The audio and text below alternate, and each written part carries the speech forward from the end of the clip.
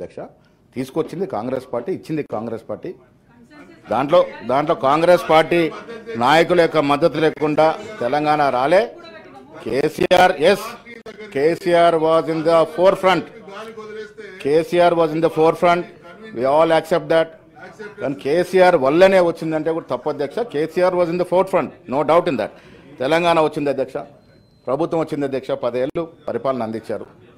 చనిపోయిన కుటుంబాల్లో ఎవరికి అధికారం దక్కింది అధ్యక్ష? ఎవరికైనా ఒక ఎమ్మెల్సీ, ఎంపీ, ఒక మంత్రి పదవి వచ్చింది అధ్యక్ష? చనిపోయిన కుటుంబాల్లో ఎవరికి ఇచ్చారు అధ్యక్ష? మీరు మీకోసం వచ్చింది అధ్యక్ష ఇది అధికారం?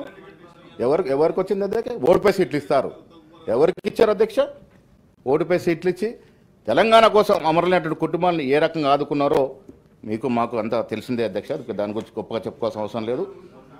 నిరుద్యోగుల పట్ల, తెలంగాణ సాకారమైనటువంటి తీర్థంట్ల పట్ల మాకు పరిపూర్ణ గౌరవం ఉంది. కాబట్టి ఇవాళ సంవత్సరం లోపల దాదాపు 60,000 ఉద్యోగాలు, 11 మాసాల్లో మేము 56,000 ఉద్యోగాలు నిన్న ఇచ్చిన జాబ్స్ లెక్క పెట్టుకుంటే దాదాపు 60,000 ప్రభుత్వ ఉద్యోగాలు ఒక సంవత్సరం ఇచ్చాం అధ్యక్ష.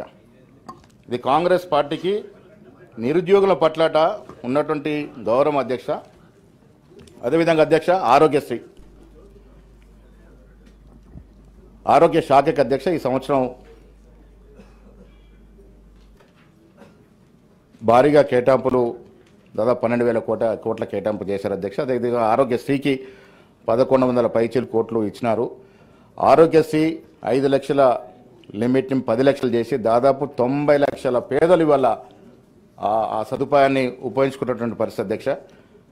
అదేవిధంగా విదేశీ పెట్టుబడుల అధ్యక్ష 10 ఏళ్ళు అధికారంలో ఉన్నారు. మంచి ఇంగ్లీష్ మాట్లాడగలిగి విదేశాల్లో తిరిగి విదేశీ కంపెనీలని ఒప్పించే స్థాయికి తగ్గ మాట్లాడే ఇంగ్లీష్ నైపుణ్య వ్యక్తులు కూడా తెచ్చిన పెట్టుబడులు ఎంత అధ్యక్ష? 25,000 కోట్లు దాటలే అధ్యక్ష. 10 ఏళ్లలో 25,000 కోట్లు దాటలే అధ్యక్ష. ఇలా కాంగ్రెస్ పార్టీ అధికారానికి వచ్చిన తర్వాత పోయిన సంవత్సరం 40,000, ఈ సంవత్సరం 1,78,000 కోట్లు. వచ్చిన కంపెనీలు పారిపోయిన సందర్భాలు కూడా ఉన్నాయి. 10 ఏళ్లలో వచ్చిన కంపెనీలు ఎన్నికపోయిన సందర్భాలు కూడా ఉన్నాయి అధ్యక్ష. రెండవసారి దావోస్కి పోయినటువంటి ముఖ్యమంత్రి, ఐటీ మంత్రి గారు ఈ సంవత్సరం దాదాపు 1,78,000 లక్షల కోట్లు అధ్యక్ష ఐటీ అండ్ ఇండస్ట్రీలో తీసుకొచ్చినారు. ఈ సంవత్సరం ఐటీ అండ్ ఇండస్ట్రీ కూడా 750 కోట్లు ప్రభుత్వ పరంగా కూడా బడ్జెట్లో కేటాయింపు పెట్టడం జరిగింది. విదేశీ పెట్టుబడులు వస్తే ఆ రాష్ట్ర పరిస్థితి వేరుంటుంది అధ్యక్ష. 10 ఏళ్ళు ఆ ధ్యాసన లేకుండా పోయింది వీళ్ళకి. వాస్తవం లెక్కలు చూసుకుందాం. ఇంగ్లీష్ నేను ఎందుకు చెప్తున్నా, మా ఐటీ మంత్రి కూడా చాలా మంచి ఇంగ్లీష్ మాట్లాడతాడు. మీ గత మంత్రి కూడా మాట్లాడతాడు. తీసుకురావడం అనేది ఆషామాషి విషయం కాదు అధ్యక్ష. విదేశీ పెట్టుబడులు వస్తే రాష్ట్రం యొక్క రూపురేఖలు మారిపోతాయి అధ్యక్ష. ఆ దశగా 1,78,000 కోట్లు తీసుకొచ్చినారంటే ఇది ఒక శుభపరిణామం అధ్యక్ష. అదేవిధంగా విద్య అధ్యక్ష, అందరికీ విద్య అందుబాటులో ఉండాలనే ఉద్దేశంతో మీరు గత ప్రభుత్వంలో విద్యా వైద్యం అధ్యక్ష, విద్యా వైద్యాన్ని ఎంత పాతాల్లోకి తీసుకెళ్లారంటే అసలు దాయాశలో కూడా పోయింది అధ్యక్ష. ఎన్ని లీకేజీలు అధ్యక్ష. ఇంటర్మీడియట్ పేపర్లు దిద్దేటటువంటి ఒక సంస్థ, లోబరైన సంస్థకి, అసలు పేరు ఊర్లేని సంస్థకి ఇచ్చి తప్పులు దిద్దుతే ఎంతమంది ప్రాణాలు పోయినాయి అధ్యక్ష? ఎవరు బాధ్యత వహించాలి?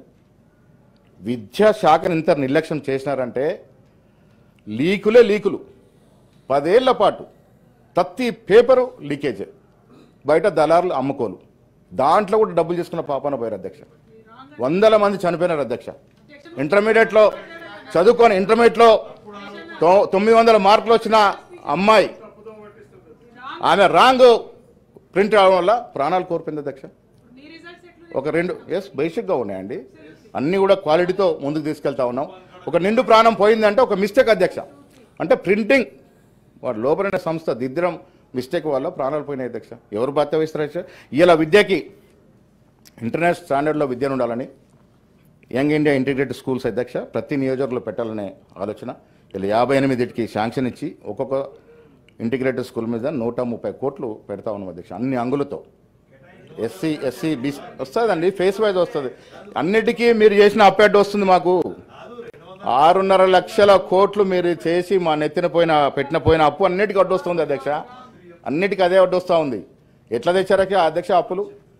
FRBMని పక్కన పెట్టేసి ప్రభుత్వ పరంగా తెచ్చిన అప్పు 4 లక్షలు, సొసైటీలు కార్పొరేషన్ల పేరు తెచ్చిన అప్పు వేరు. అంటే ఒక సుత్తిన సంసారము నడపాలంటే అప్పు తెచ్చే ముందు పేయింగ్ కెపాసిటీ మాకు వచ్చే ఆదాయం చూసుకోవాలి అధ్యక్ష. అదేమీ లేకుండా ఇబ్బడి ముబ్బడి తెచ్చే అప్పులు ఇలా 10 ఏళ్లలో ప్రతి పౌరుని మీద పడుతూ ఉన్నాయి. 6 లక్షల కోట్లు పాత అప్పు లెక్కేసుకుంటే 7 లక్షల కోట్లకి ముఖ్యమంత్రి గారు అసెంబ్లీలో చెప్పినారు. 6,500 కోట్లు నెల తిరిగేసరికి మనకు రిజర్వ్ బ్యాంక్ కట్టాల్సిన పరిస్థితి. 6 లక్షల కోట్లు, 6,500 కోట్లు జీతభత్యాలకి 6,500 కోట్లు పోతే ఇంకా మిగిలిన దాంట్లో ప్రభుత్వం ఎంత కష్టంగా నడుపుతా ఉన్నామో సభ్యులు అర్థం చేసుకోవాలి. అధ్యక్ష, విద్యా వైద్యం ప్రైమరీ హెల్త్ సెంటర్స్ మొత్తం సాఫ్ అయిపోయినాయి అధ్యక్ష. ఈ వైద్య నిర్లక్ష్యం చేయడం వల్ల ప్రైవేట్ ఆసుపత్రులంతా బాగా విజువల్ని అధ్యక్ష.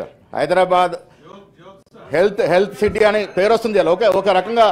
ఒక రకంగా హెల్త్ సిటీ అనే పేరు ఎందుకు వస్తుందంటే ప్రైమరీ హెల్త్ సెంటర్స్ని మొత్తం నిర్వహణ చేస్తే ప్రైవేట్ హాస్పిటల్ పెరిగిపోయినాయి అధ్యక్ష.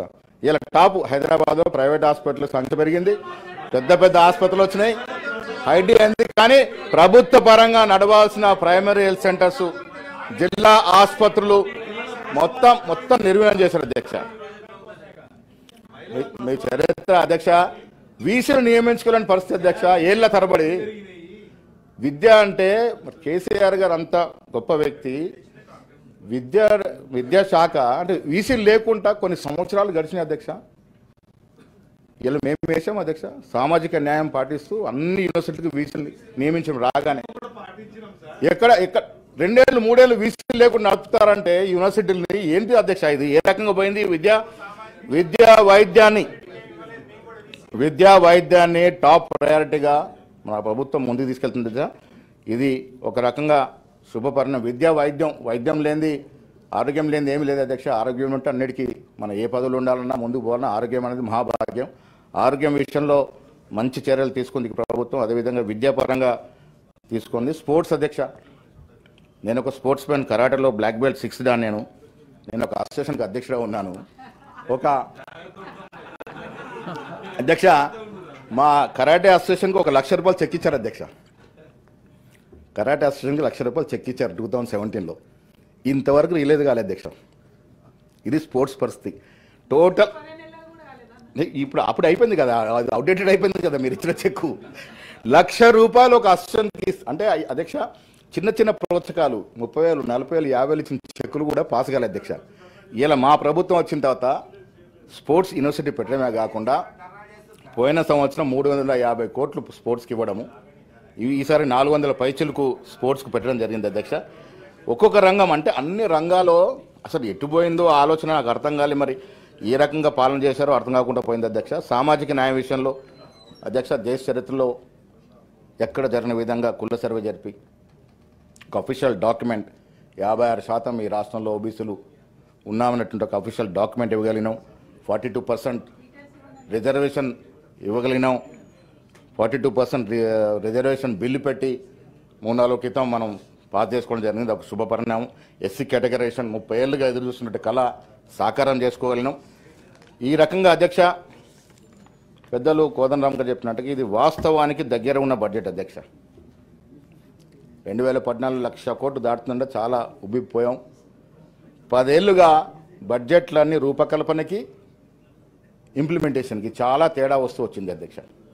పోయిన సంవత్సరం కానీ ఈ సంవత్సరం కానీ బడ్జెట్ చూసుకున్నట్టయితే వాస్తవానికి దగ్గరగా ఉంది. ఇంకా చాలా చేసుకోవాల్సింది అధ్యక్ష. తెలంగాణ కొత్త స్టేటు, కేంద్ర ప్రభుత్వం సౌతల్లి ప్రేమ ప్రదర్శిస్తూ ఉంది. ఉదాహరణగా చెప్పిన లెక్కలు చూస్తూ ఉంటే మనకిచ్చిన కేటాయింపులకు మనకు రావాల్సిన కేటాయింపులకు చాలా తేడా ఉంది. బీజేపీ సభ్యులు ఇక్కడ ఉన్నారు.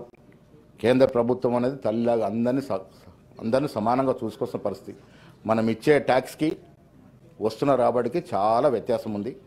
ఇది ఒక రకంగా తెలంగాణకి రావాల్సిన ఫండ్స్ ఎక్కడ కూడా రావట్లే.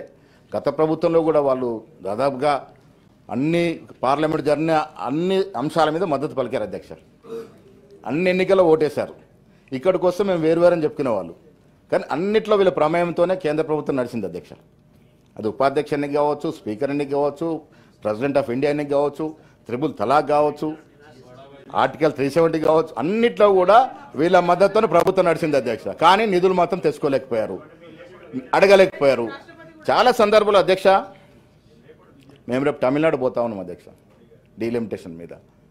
స్టాలిన్ గారు ముఖ్యమంత్రిగా ప్రధానమంత్రి వచ్చినప్పుడు ముఖం చాటేయకుండా బాజాప్తా నిలబడి రావాల్సిన ఫండ్స్ నిలదీసి అడిగి తెచ్చుకున్నాడు అధ్యక్ష. మన ముఖ్యమంత్రి గారు ప్రధానమంత్రి ప్రతిసారి ముఖం చాటేసి అధ్యక్ష. ముఖ్యమంత్రి వ్యక్తిగత ప్రతిష్ట కోసం కాదు కదా అధ్యక్ష. చాలా సందర్భాల్లో ప్రధానమంత్రిని కలవకుండా ముఖం చాటేసి ఇక్కడ ఒక లబ్ధి కొరకు మేము వేరు అని చెప్పుకునే ప్రయత్నం చేశారు అధ్యక్ష. వేరు కాదు అధ్యక్ష, అన్నిట్లో బడేబాయ్ చోటబాయ్ లాగా మీరు అన్నిట్లో ఓటేశారు. పార్లమెంట్లో జరిగిన ప్రతి అంశంలో మీ పాత్ర ఉంది, మీ సహకారంతో ప్రభుత్వం ముందుకు పోయింది.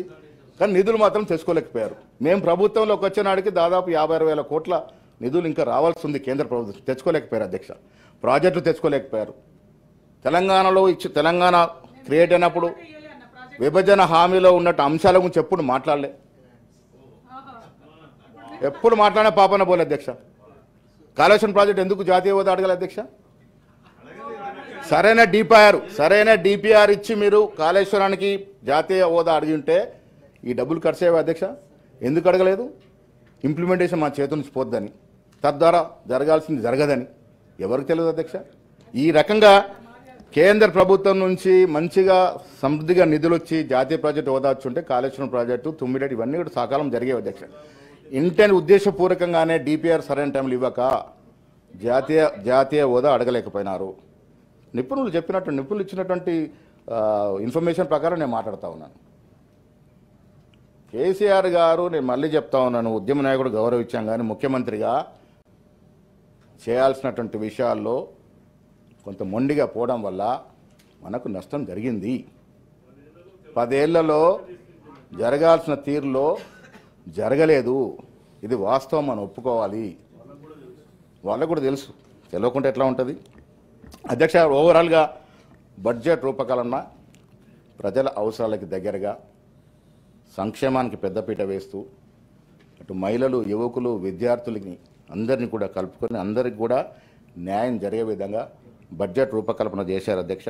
ఇది ఒక ప్రజలకి, ప్రజల అవసరాలకి, ఈ రాష్ట్ర భవిష్యత్తుకి వచ్చే సంవత్సరం పొన్న జరగబోయే అభివృద్ధికి కానీ సంక్షేమానికి కానీ అన్నిటికి కూడా మంచి ఫ్రూట్ఫుల్గా నిధులు కేటాయించడం జరిగింది అధ్యక్ష. భవిష్యత్తులో అధ్యక్ష మనం రేటు పెట్టుకుని, నేను మళ్ళీ మీకు విజ్ఞప్తి చేస్తా ఉన్నాను, మీ అందరికీ కూడా 42% రిజర్వేషన్ అయితే చేసుకున్నాము. ఇది కేంద్రంలో సుప్రీంకోర్టు క్యాప్ తీయాల్సిన అవసరం, అందరూ కూడా కలిసికట్టుగా పోవాలి. ముఖ్యమంత్రి గారి నాయకత్వం వహిస్తే, సభ్యులందరూ వస్తే కేంద్రం మీద ఒకటి తీసుకొచ్చి దాన్ని మనం సకలంగా చేసుకోవాల్సిన అవసరం ఉంది అధ్యక్ష. నేను గతంలో కూడా చెప్పాను అధ్యక్ష, తమిళనాడు తరా రాజకీయాలు ముఖాలు చూసుకునే పరిస్థితి అధ్యక్ష. డిఎంకే ఏఎఫ్డీఎంకే రోజుల్లో కూడా కేంద్రం నుంచి రావాల్సిన నిధుల విషయం వచ్చినప్పుడు మాత్రం కలిసికట్టుగా కేంద్రం మీద ఒత్తిడి తెచ్చుకుంటారు అధ్యక్ష. ఇలా పారిశ్రామిక పరంగా దక్షిణ దేశంలో కాదు, యావత్ దేశంలో హై స్పీడ్లో పోతా ఉంది అధ్యక్ష తమిళనాడు. నంబర్ ఆఫ్ ఇండస్ట్రీస్ అక్కడికి వస్తూ ఉన్నాయి. మనం సపరేట్గా చిన్న స్టేట్ అది పెద్ద స్టేట్గా ఉంది. ఇప్పుడు విపరీతమైన ఇండస్ట్రీస్ వస్తూ ఉన్నాయి. మనం అన్ని రోడ్స్ టోల్ కడతాం అధ్యక్ష. ఎమ్మెల్సీలు టోల్ కట్టడం కూడా తెలియదు ఆ బాధ. టోల్ ఫ్రీ రోడ్స్ అన్నీ తమిళనాడులో ఉన్నాయి అధ్యక్ష. ప్రభుత్వ పరంగా ఇచ్చిన మ్యాక్సిమం టోల్ ఫ్రీ రోడ్స్ అన్నీ తమిళనాడుకు పోయినాయి అధ్యక్ష. ఎందుకు పోయినాయి అధ్యక్ష? సామర్థ్యం, యూనిటీ, పొట్లాడి కేంద్ర ప్రభుత్వం ఇచ్చే టోల్ ఫ్రీ రోడ్స్ అన్ని వాళ్ళు ఎత్తుకపోయారు అధ్యక్ష. మనకు అన్ని టోల్ రోడ్స్ ఇచ్చారు. కేంద్రంలో 10 ఏళ్ళున్న బీజేపీతో దోస్తాని చేసి మీరు తెచ్చుకుంది ఏంది అధ్యక్ష? తెలంగాణకి ఏం తెచ్చుకున్నారు అధ్యక్ష? కేంద్ర ప్రభుత్వం పోరాడే పటిమోనటి నాయకుడు ముఖ్యమంత్రిగా 10 ఏళ్ళు ఉంటే కేంద్రం నుంచి ఏ రకంగా పోరాడినారు, ఏ రీతిన పోరాడినారు, ఎన్ని ప్రాజెక్టులు తెచ్చుకున్నారు, లెక్కలు తీసుకుందాం అధ్యక్ష. బడ్జెట్లో భాగమే అధ్యక్ష, ఇవన్నీ కూడా బడ్జెట్లో భాగమే. ఏది ఏమైనా అధ్యక్ష, ప్రజలు కాంగ్రెస్ ప్రభుత్వాన్ని కాంగ్రెస్ పార్టీని అధికారం తీసుకొచ్చినారు. పోయిన సంవత్సరం కానీ ఈ సంవత్సరం మంచి బడ్జెట్ పెట్టగలిగినాం అధ్యక్ష. భవిష్యత్తులో రాష్ట్ర అభివృద్ధి విషయంలో పార్టీలకు అతీతంగా ముందుకు పోదాము. అది 42% రిజర్వేషన్ కావచ్చు, రాబోయే కాలంలో డెవలప్మెంట్ యాక్టివిటీ కావచ్చు, మనం ప్రాజెక్టులు కంప్లీట్ చేసుకునే ప్రక్రియ కావచ్చు, హెల్త్ అండ్ ఎడ్యుకేషన్ మనం తీసుకోవాల్సిన చర్యలు కావచ్చు, ఫారెన్ ఇన్వెస్ట్మెంట్తో ఇక్కడ తీసుకురావాల్సిన పర్సనల్ విషయంలో కావచ్చు, అందరం కూడా కలిసికట్టుగా ముందుకు పోదాం. ఇది ప్రజల ప్రభుత్వం అధ్యక్ష, ప్రజలు ఎన్నుకున్న ప్రభుత్వం, ప్రజల కోసం పనిచేస్తున్న ప్రభుత్వం. It's a peoples government. ఈ పీపుల్స్ గవర్నమెంట్ సజావుగా ముందుకెళ్ళడంలో అందరం కూడా సహకారంతో ఈ రాష్ట్రాన్ని, తెలంగాణ రాష్ట్రానికి ఒక సముద్రం మినహా అన్ని అపారమైన అవకాశాలు ఉన్నాయి అధ్యక్ష. సముద్రం ఉండుంటే చాలా బాగుండేది అధ్యక్ష. అందుకే ఆనాడు మేధావులు చెప్పారు, నిజాం ప్రభు ఆనాడు నిజాం స్టేట్ సపరేట్ అయినా శ్రీకాకుళంలో పోర్టు పెట్టుకున్నారు అధ్యక్ష. మీకు తెలిసి ఉంటుంది నాకన్నా ఎక్కువ. ఒక పోర్టు ఉండేది మనకి శ్రీకాకుళంలో, ఒక ప్లేస్ ఉండేది మనకి తెలంగాణ రాష్ట్రానికి, మచిలీపట్నం అది ఎక్కడ పెట్టుకునేది. మనకు కూడా ఒక పోర్టు ఉంటే బాగుండేది. ప్రపంచంలో స్పీడ్గా డెవలప్ అయిన సిటీస్ అన్నీ కూడా సముద్ర తీరాలే అధ్యక్ష. సముద్ర తీరాలు ఉన్నటువంటి సిటీలు చాలా మెరుగ్గా అభివృద్ధి చెందినాయి. తెలంగాణకి అపారమైన అవకాశాలు ఉన్నాయి, మంచి వాతావరణం ఉంటుంది, అపారమైన అవకాశం ఉంటుంది. కావాల్సిందల్లా యూనిటీ అధ్యక్ష, రాజకీయ పటిమ, యూనిటీ, విజన్, అవన్నిటితో ముందుకు పోదామని మీ ద్వారా సెలవిస్తూ ధన్యవాదాలు అధ్యక్ష.